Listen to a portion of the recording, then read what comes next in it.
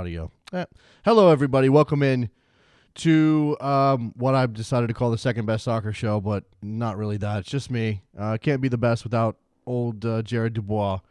I got some time to kill on a Thursday. This is not going to be a show in the sense that I got nothing planned, man. This is not going to be like polished. Already you can tell. I didn't have my my audio going when I started up the stream today. So this is really just an opportunity to talk for us to talk about soccer, specifically about Copa America, which starts tomorrow night. I got some video I can mixed in from training. I think this is from today. Michael Bradley, Jeff Cameron talking about Colombia, who the United States plays tomorrow. So, a couple of questions for you guys. First of all, how you feeling? What's going on? There is a chat room somewhere. I'm going to attempt to try to keep an eye on said chat room the best I can. I got some comments from Jurgen Klinsmann that he made to the Wall Street Journal, which are, damn, man, they're interesting. Let's just say that. At the very least, I mean, he kind of throws some people under the bus. Maybe you're not surprised to hear that Jurgen Klinsmann throwing some people under the bus, but yeah, I mean, is that really the way he needs to be going? Like, is this a situation where she should be calling guys out by name, not guys in this team? I mean, that's the thing. Like, none of the guys are in this team. All the guys are players that aren't showing up here. All right. First of all, if you guys can hear me, see me, feel me, talk to me, let me know in the chat, because I do have that going on, so I can check it out. All right, let me just test this out. Again, this is all free balling here. What test? Oh, no, that's not how you spell test. That's how you spell test. All right, everything looks good, right? Everything looks okay. All right. Phone number 703-483-9409 if you want to jump on and talk to me. Anybody want to talk pro rel? No? I'm serious. I mean, I'd happily do that. All right, let me see what I've got. Let's see what I've got here. A couple of contact requests over at Skype Central. Let me just say yes to some of those. All right. I didn't test the phone line myself. I'm assuming it's working. So, again, if you guys want to jump on and talk some soccer with me, that would be very, very helpful. Also have Skype, MFUSA show, which is old school for me, if you want to jump on that as well. If you have video, I could totally throw you up there on video. Oh, damn, I didn't change my channel. I meant to change the channel so I could watch the U.S. Women's National Team game, which is like that direction. So for me, that's about 10 o'clock. But I can't. I didn't change it in time. So I would have to get up in the middle of the show. That seems very unprofessional if I got up in the middle of this thing. And anyway, yeah. So here's some comments from Jurgen Klinsmann while I wait for you guys to call in. Don't be shy. Go ahead and give me a call. 703-483-9409. If you want to jump on there. Here's what I'm going to say about these comments. Well, okay, maybe I'll read them first, and then we'll get into what I think of them and what you think of them. Certainly, there you go. All right, let's see, and also hit me up on Twitter at DavisJSN. Of course, I'll take those as well. Happy to throw tweets in. All right, so here's Jurgen Klinsmann in the Wall Street Journal talking to Matt Futterman. How important is the tournament to you? He says, a lot of people who don't really follow soccer don't know yet what a Copa America really means. Okay, fine. Whatever. I think that's a bunch of hooey. But anyway, from our perspective, it's the second biggest tournament you can play besides the World Cup. Now, that's absolutely 100% true. For the United States of America, there's no way that it's anything but the second most important tournament that the United States can play in. The United States can't play in a Euro. The United States can't play in anything but the World Cup and Copa America from a continental perspective. And those really, it goes World Cup, Euros, Copa. About Copa and Euros, you want to throw them together, that's fine. Obviously, we have a situation where this is a special edition of the Copa America, not quite as important or as serious as the usual kind, but there it is. All right, so it's an important tournament. We've got that out of the way. What's the goal? The goal is getting out of the group stage, and once you make that goal, we want to get in the Final Four. It's a two-step vision. Now, remember, this is a 16-team tournament, so once you get out of the group stage, That's 8 teams. You're already in the quarterfinal. You're already there. You're already dancing with the final 8. Then it's win one game and you're in the semi. So you make this. You win one knockout game. Now you're gonna have to probably win in the group stage in order to make it to the knockout rounds. But you could conceivably win 2 games and make it to the semis. That's fine. That's absolutely. I mean, the United States doesn't have that many World Cup wins to its name, so getting a couple of wins in a Copa would be a big deal. All right. Let's see. The goal is getting out of the group stage, etc., so forth. How are the younger players in your program coming along, Jurgen? How are they coming along? Let me just throw this. Just throw this up. There he is. Jurgen's not happy. You're gonna hear why Jurgen's pouting. We hope that some would have done better. We hope that some of the younger ones would have made stronger players in their club teams. We have too many talents sitting on benches in every league. They are sitting on benches in Mexico, in European leagues, in MLS teams. A lot of our younger players struggle to understand that it takes a lot more work and determination and aggressiveness to really make it become a consistent, driven professional. Now, I would love to have a Jurgen Klinsmann impression for you. I don't have that, so you're just going to have to deal with my reading of Klinsmann because it's not quite there. He says it's that talent is not there yet when it comes to the national team. When it gets to big tournaments, when it gets serious, whatever path they took the last 2 years, we've got to make it clear to them, you've got to do more. You've got to live differently, go to sleep differently, feed yourself differently. You've got to train longer, train extra sessions. You've got to become physically stronger, got to be nastier in training sessions. You've got to become a man. Now, Jurgen Klinsmann just called out every young player's manhood right here in the pages of the Wall Street Journal. We started out with young players right after the World Cup with the game against the Czech Republic where we see the talent. Every coach sees the talent, but then you sound like a broken record and you say talent is only even 50%. We have other players where we are thrilled. Where was Bobby 2 years ago? And Bobby Wood 2 years ago, and where is he now? And where was DeAndre Yedlin 2 years ago, and where is he now? The Czech game, we gave the first cap to Emerson Hyndman. He disappeared. What is going on in the goalkeeper front? Tim Howard is 37. Brad Guzan is 31. Nick Raimondo is 36. Where's our next wave? Holy moly, we lost that generation that didn't qualify for the London Olympics.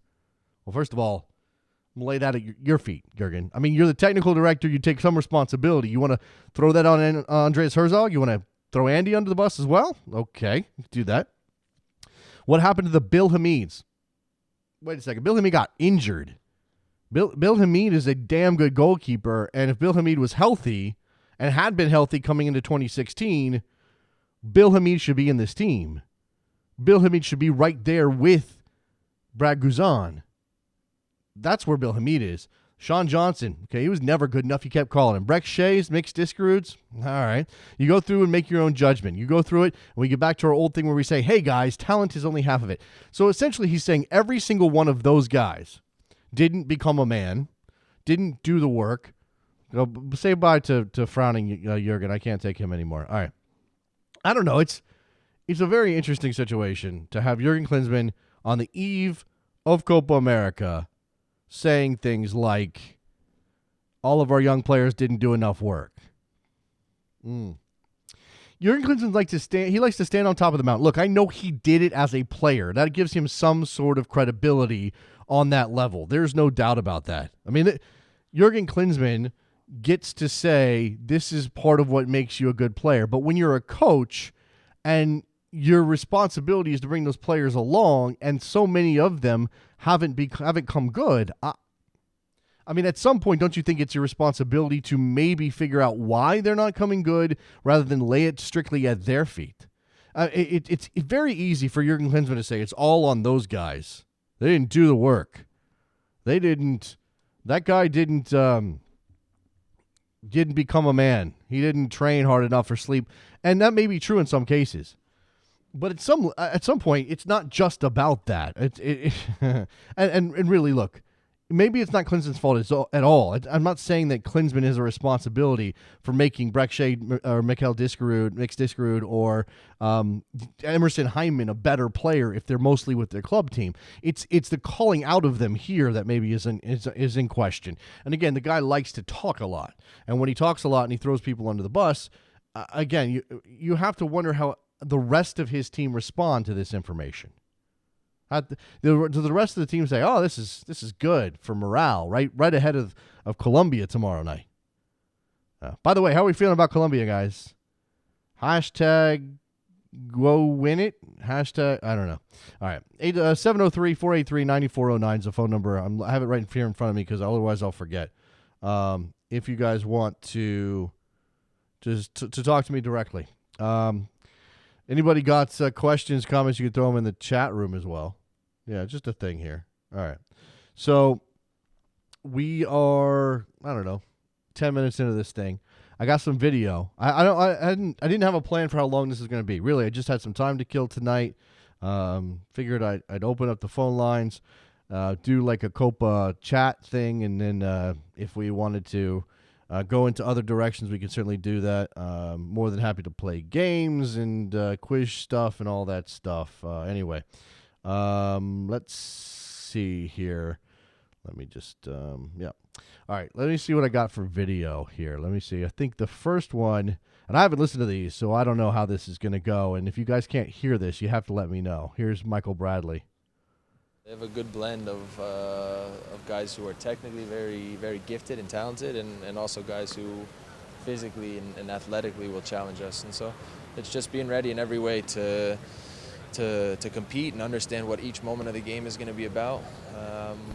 We'll find our moments to be able to play, but making sure that the commitment from every guy to do whatever it takes is there. All right, so there's Michael Bradley talking about Colombia. Let's see, we got a little bit more Mike here.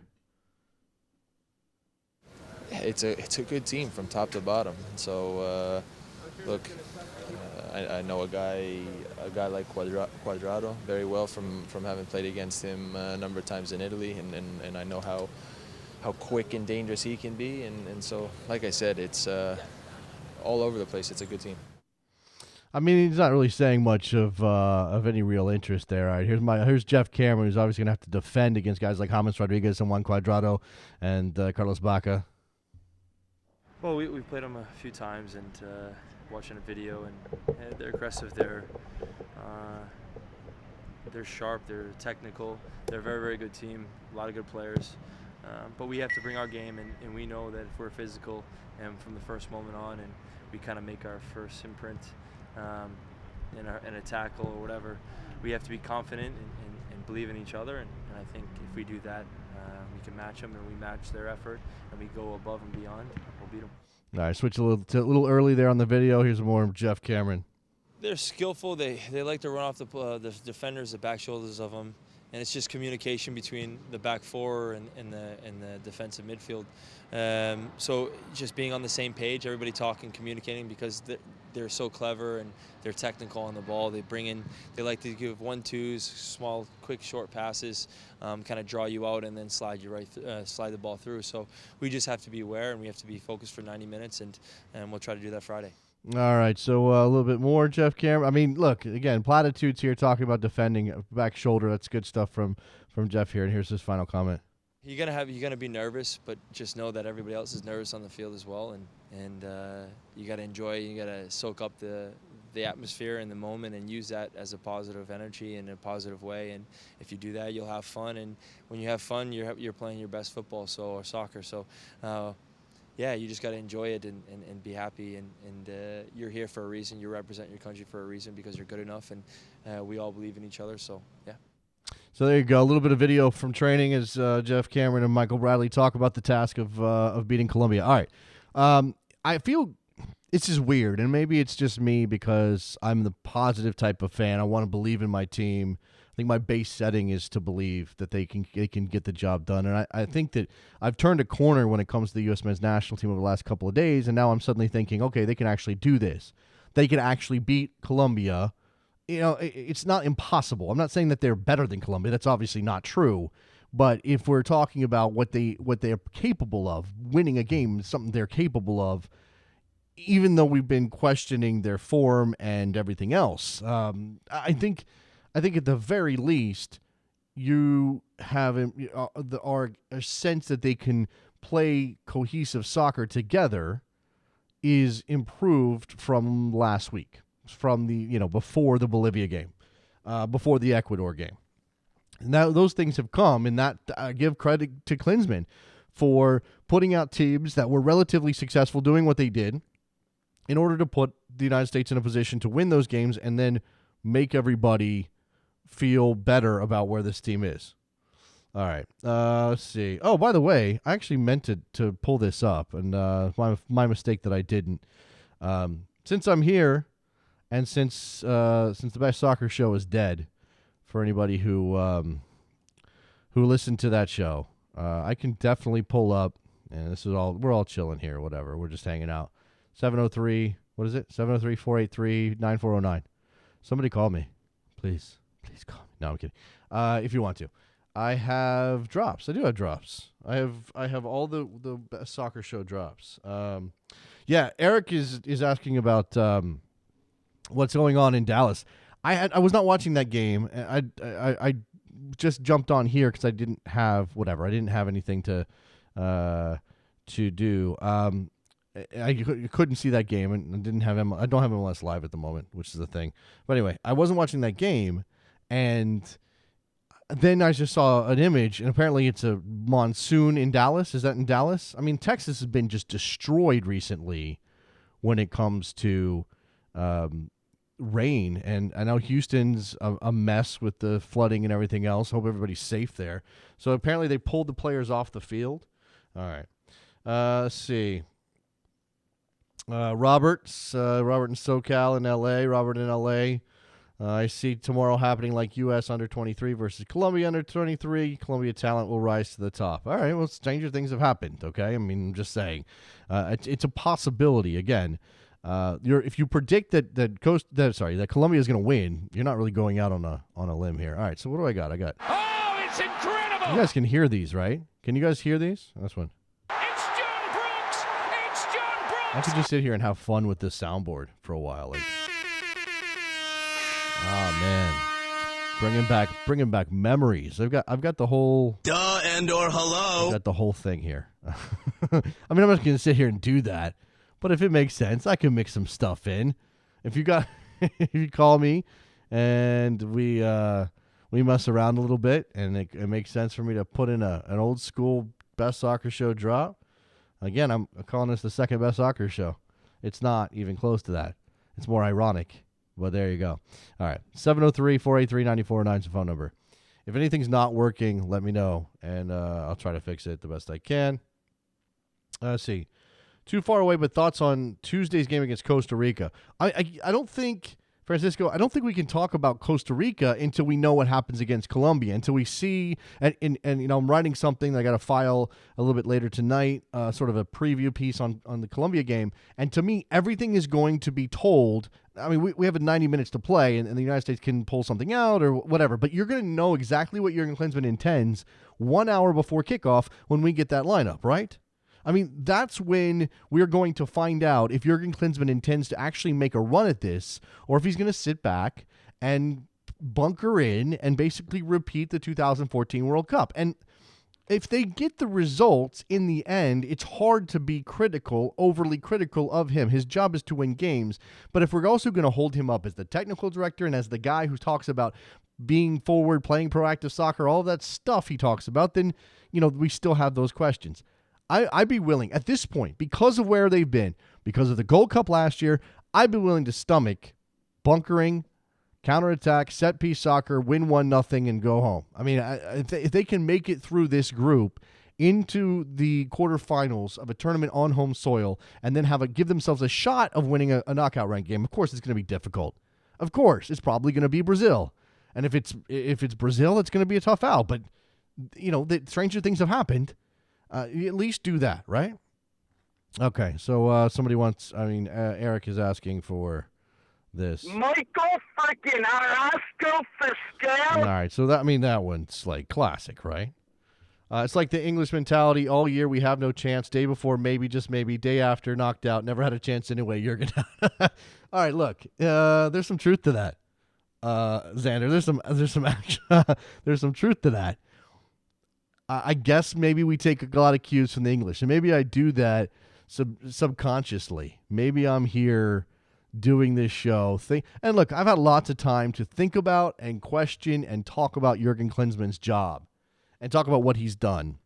And I want it to work. I want it to be. Here's the thing. I think that the whole thing about Klinsmann is built on a false premise. The idea that Jurgen Klinsmann can walk in the door, make a couple of changes, install a couple of new attitudes, and in 4 or 5 years' time completely change American soccer is ridiculous to begin with. So I'm kind of railing when I rail against Klinsmann. It's not that I'm railing against him necessarily. I'm railing against this whole notion that he has he presupposed his entire tenure on. I mean, the what he sold us. I mean, he's a snake oil salesman in the sense. I know that's harsh. Sorry, Yergi, but it's not Yergi. Nobody calls him that. There he is again.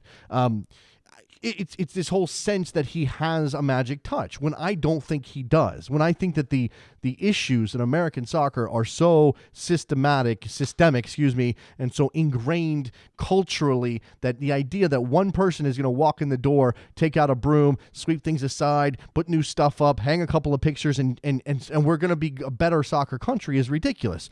If he was more honest about it, if he was more circumspect about the job at hand, then I think that maybe this would be a different story. Now, he is making a lot more money than Bob Bradley, but it's not my money. I think there is something to be said for maybe that money could go other places, though. I mean, that's the thing. Oh, we got a phone call.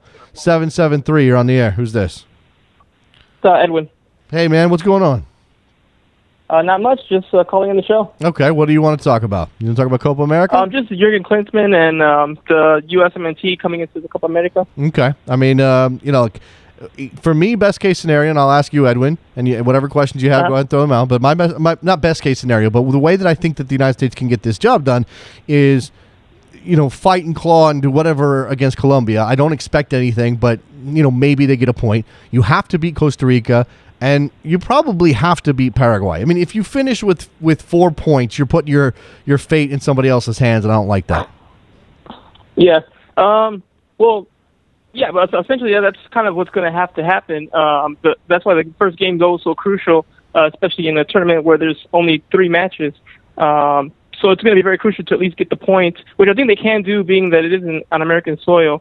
I understand Colombia has a very strong team, and they did a great run in the World Cup, but I do think they could be able to get maybe a 1-0 if they get the first goal.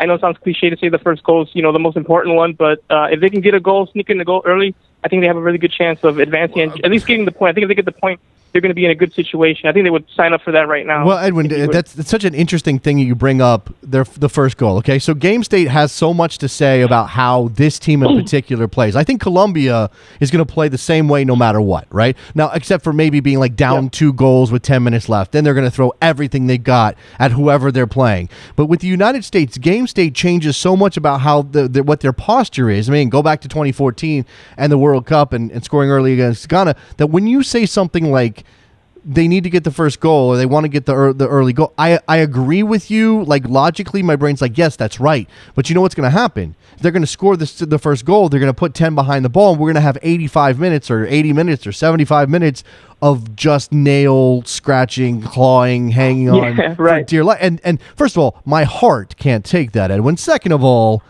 is it really what we want to see? I mean, I'm not saying that we don't want them to score, and I'm not saying we don't want them to score early. That would be stupid. But it's almost that thing where the longer the game stays 0-0, the more the United States is going to feel the flow of the game, like a natural flow back and forth. The more, I want them to build confidence, and create chances, but maybe without scoring until we get to halftime and before halftime, something like that. I agree with you partially. Because I'm a Mexican American, so I watched both teams, USA and Mexico, and the same thing happened to Mexico in the World Cup, right?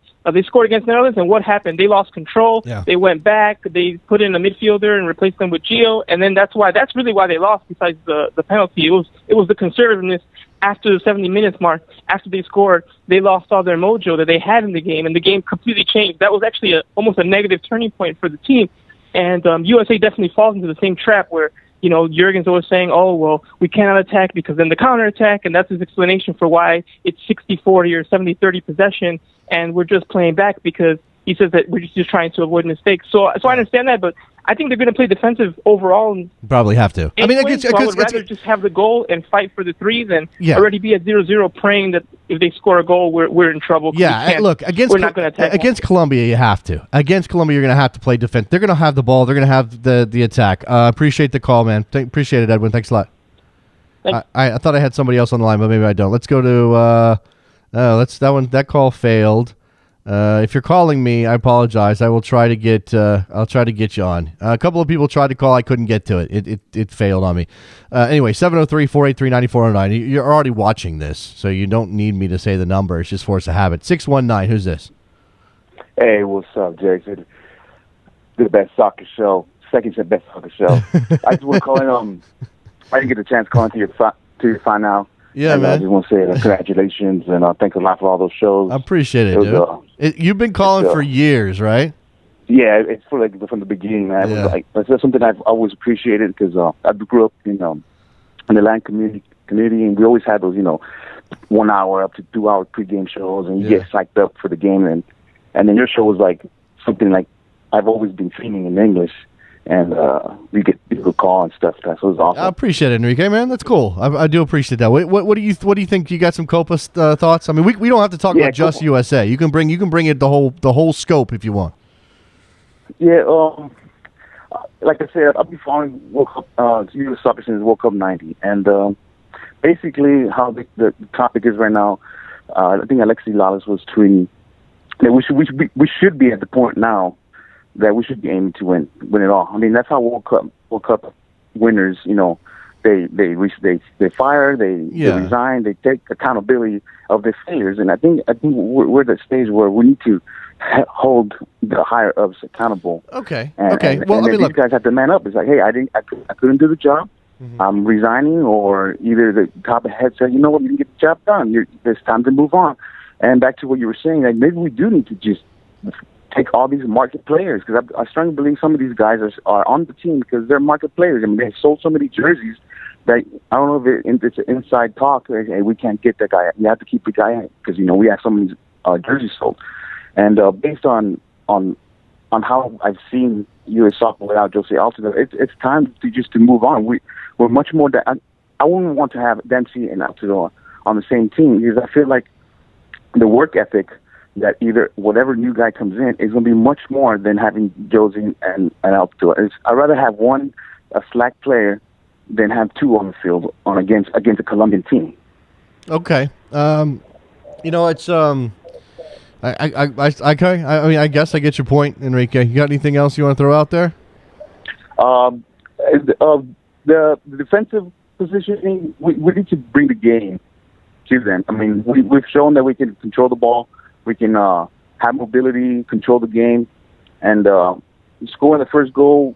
Sure, score the first goal first, but maintain that control and possession, and show the world that hey, we're here to stay. We're here to become World Cup champions. Yeah, I mean, look, it's one of those things. Like, it's one thing to recognize. And you talk about holding the program to a standard, and what Alexi has said. I get what Alexi's saying. First of all, I think there should always be a belief, especially if you're at home, that you can go out and win it. But when it comes to being realistic about what this team is, I don't think it's wrong to say, well, really, they're probably they're not even the eighth best team in this tournament. So for them to win the tournament would be incredible. If we're talking about holding the program to a standard, then yeah, that's about, well, if they don't win it, if they don't get to a final, if they don't make a semi at the very least, now we as fans and we as media and we as the people watching should have every right to go and knock on U.S. Soccer's door and say, hey, what the hell's happening here? Why is that guy still in the job? I mean, that's the thing that bothers me about the way people respond to any criticism of Jurgen Klinsmann. It's as though the man just is going to get a free pass. Every comment is, oh, he doesn't have much to work with. Nonsense. He should be held to a standard. If he can't succeed with this team, find somebody who can succeed and keep doing that. Otherwise, what's the point of hiring a coach at all? Have the team coach itself if it doesn't matter. It's a perfect example of Mexico. They've been struggling. Look at the team now. They find somebody. They found all these players. All these new players have been brought up, have been seen, have been scouted because I mean, people are not going to watch MLS or certain, teams unless you're at the big stage. And if we still continue with the same players, then all these new, what Jurgen Klinsmann criticizing are not going to get, the chance to play. He pretty much said it too. We need these guys to play. So yes, they need to play in the big stage. Let them show. Okay, sure. Hyman didn't show up. Who's the next guy in line? Yeah. Put them to play. And then eventually some of these guys, like Coronita, Herrera, all these guys were showed and they're on the top playing in the Champions Leagues. And look at Mexico, they're stacked. And I think hopefully Mexico will win the World Cup. I see, but as a World Cup fan from 1990, I can't root for that, Enrique. I can't root for that. I mean, you say hopefully. I know, but as a World Cup '90 fan, U.S. soccer's got to win it. Period. Well, I mean, look, U.S. soccer needs to make strides, and we know that there are people out there trying really hard to figure out how to develop American soccer players.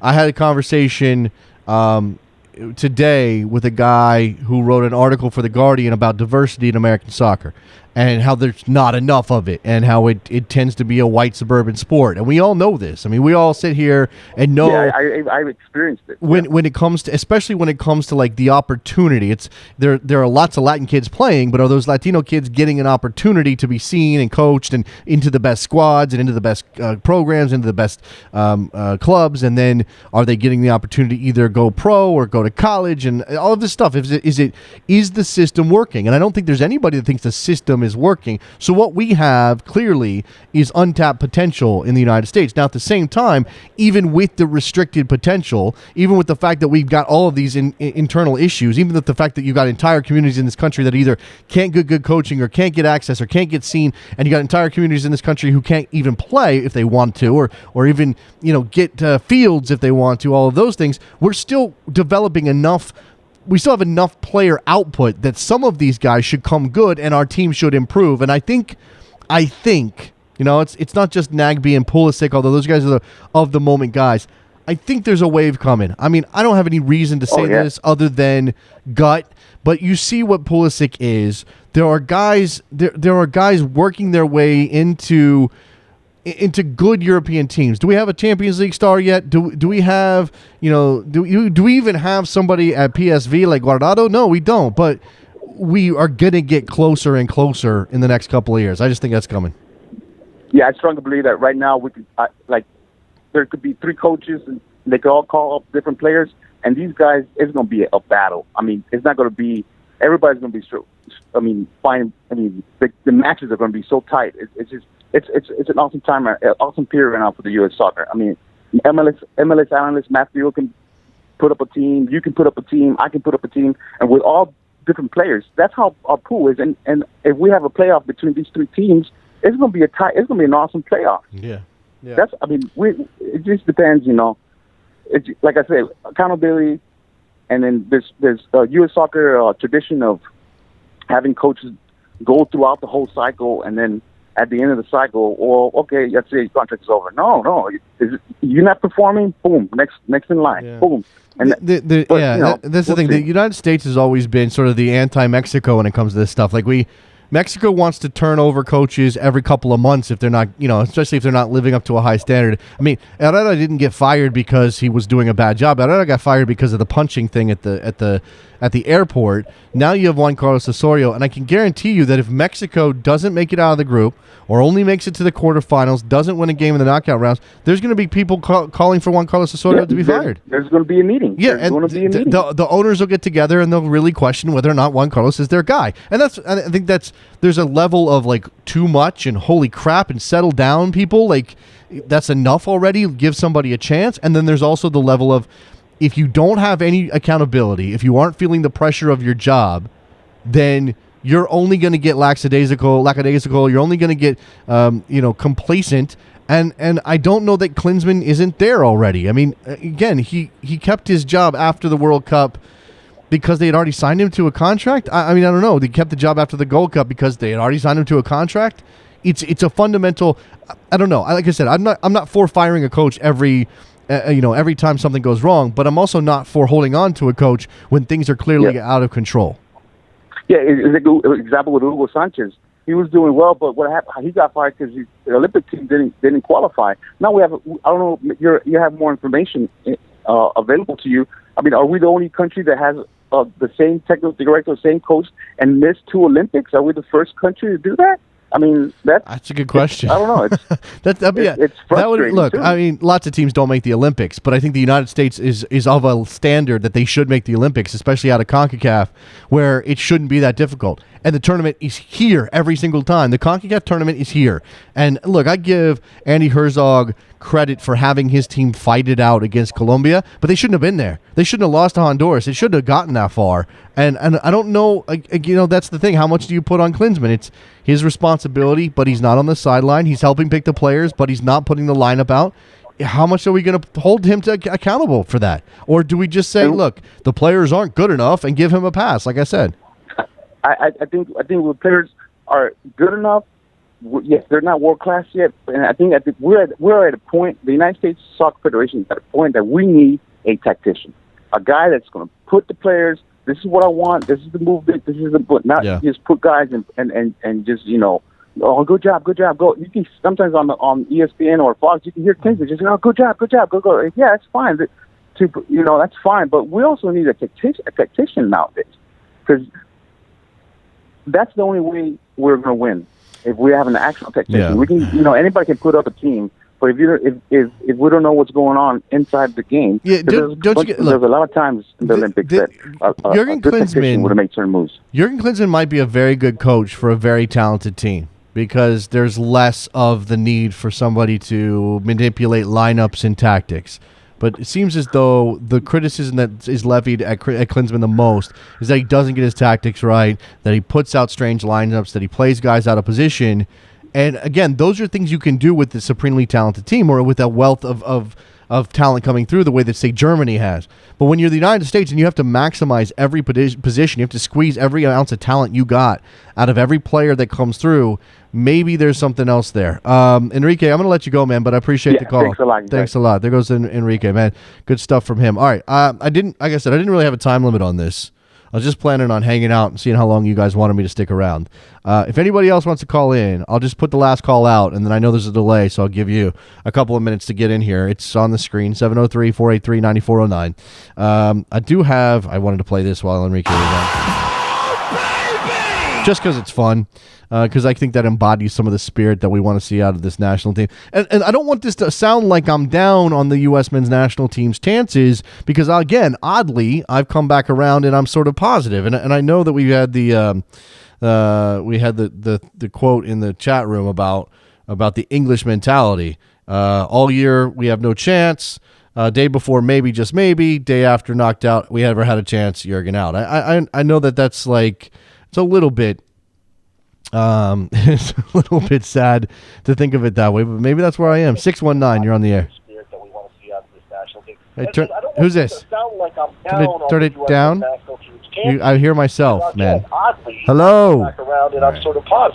Okay, I got to turn that off. I got to hang up on that person. I'm not sure who that was. Maybe that was Enrique again, accidentally calling back. Oh, no, somebody else. Somebody else from the 619. All right. Last chance. If you're going to call me, you got to turn the computer down because then there's going to be feedback and it's going to get all confusing for people. 703-483-9409. Let's see. What else did I have here? Again, I had those comments from Klinsmann earlier where he talked about the players who haven't improved in the last 2 years. It's a little disappointing to hear him throw guys under the bus. If he's trying to light a fire, I always question whether or not that publicly that's the right thing to do. Are we going to see Jurgen Klinsmann with this face on or at the Copa America tournament? Or are we going to see a happy Klinsmann? And I don't have a. Let me see. Let me see if I can find a happy Jurgen Klinsmann face while we're doing this live. I mean, I'm probably going to slow down because my computer needs to be upgraded and it's going to lag a little bit while I do this. But let's see if we can find a happy. I don't want pouting Jurgen. I want happy Jurgen.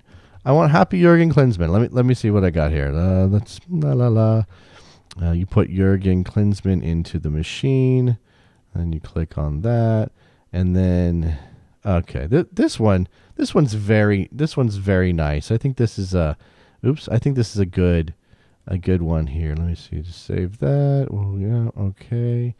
And we'll change this. We'll just put this here. Hold on one second, guys, because I do want to make sure that we are, being fair to our national team head coach. He's doing the work the best way he knows how. I think is the issue, and I'm not trying to again. I saw somebody say, or there was an item that was written about the tournament and the preview and everything else, and it said that if the United States succeeds in this tournament, that it will be in spite of Jurgen Klinsmann. And I don't think that's necessarily a fair way to look at this. I think that Jurgen Klinsmann is probably, oh, there he is. See, now we got a nice little balance here. We got a little frowny face Klinsmann over here, and a little smiling sort of, I don't know, hopeful Jurgen Klinsmann. Which one will it be? Let me just block myself out with some Jurgens there. All right. That one? No, that one. All right.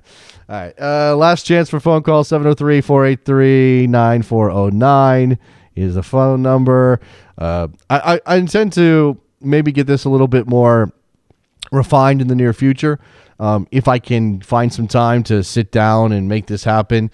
Here's what's going on. We're working on some stuff behind the scenes. Got a new project. You guys have heard a lot about this. And I know that, or some of you have heard about this. I know it's been a promise and not delivered on for a while, and it's coming, and I can't really tell you any more than that. There's also the matter of me moving in a little bit less than 2 months' time. I know that seems like who cares? That's a long way away. And that's true.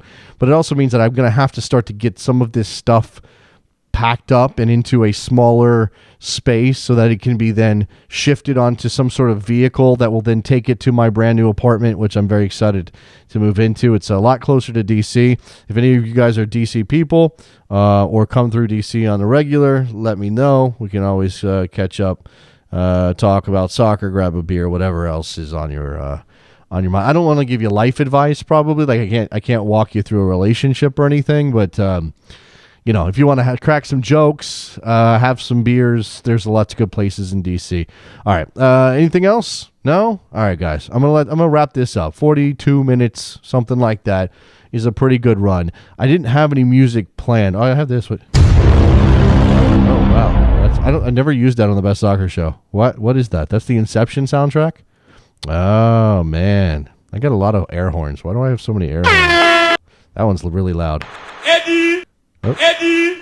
What have you done for me lately? I'll just sit here and mess around with the... Duh and or hello. With the board. Damn, dog. That's inappropriate. Skin that smoke wagon and see what happens.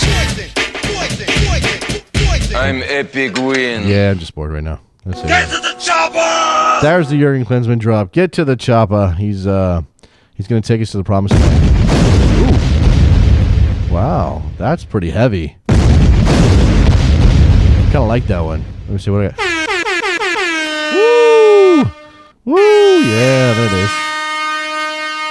Okay, all right. That's probably enough of that. I don't know what else you guys like. There's always that one. It's incredible! It's always incredible. And then Andres Cantor. What was I going to do? I was going to do I was going to play music, except I don't really have music. I have the Best Soccer Show open. I have the best. I have this, which isn't even the full version that Alexi Lawless has done. I don't.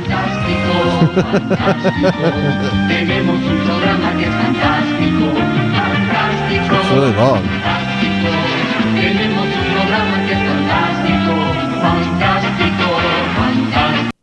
All right. Anyway, I thought I had maybe like a bed, like a music bed. Oh, maybe I do. Look. Oh, look at that. That works. Just turn that down a little bit. Okay. That's not bad, right? Little beat underneath me as I go out here. Anyway, thank you very much to everybody who called in and everybody in the chat room. I know we had like 25 people watching. Maybe with a little bit more notice, we can get a bigger crowd. I got to start putting this out there in other places. But yeah, spread the word. Make sure you tell people to subscribe to the YouTube channel. And I'll